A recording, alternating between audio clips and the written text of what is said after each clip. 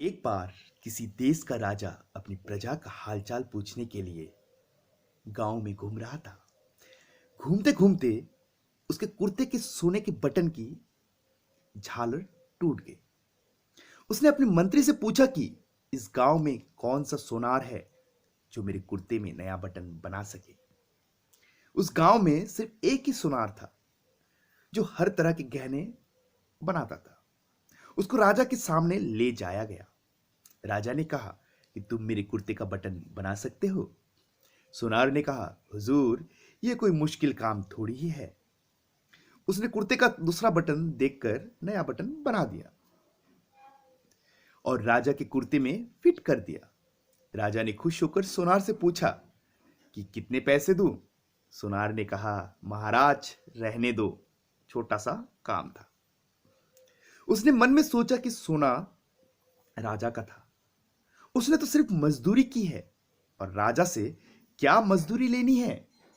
राजा ने फिर से सोनार को कहा कि नहीं नहीं, बोलो कितने दूं। सोनार ने सोचा कि 2 रुपए मांग लेता हूं।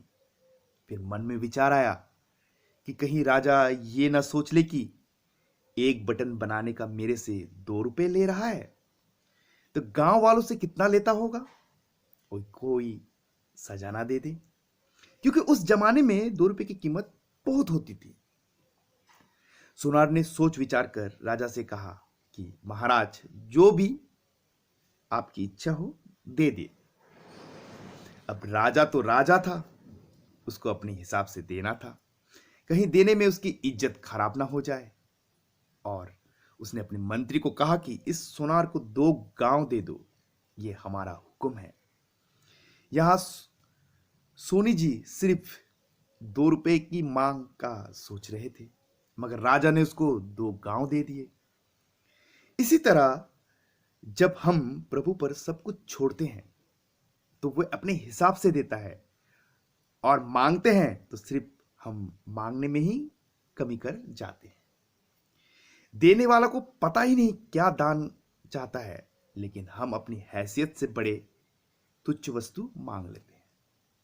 इसलिए संत महात्मा कहते हैं, ईश्वर सब कुछ अपना समर्पण कर दो।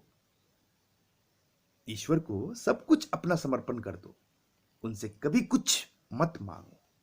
जो वह अपने आप दे, बस उसी से संतुष्ट रहो। फिर देखो उसकी लीला, वारे के न्यारे हो जाएंगे। जीवन में धन के साथ संतुष्टि का होना जरूरी है। जय श्री राधा कृष्ण।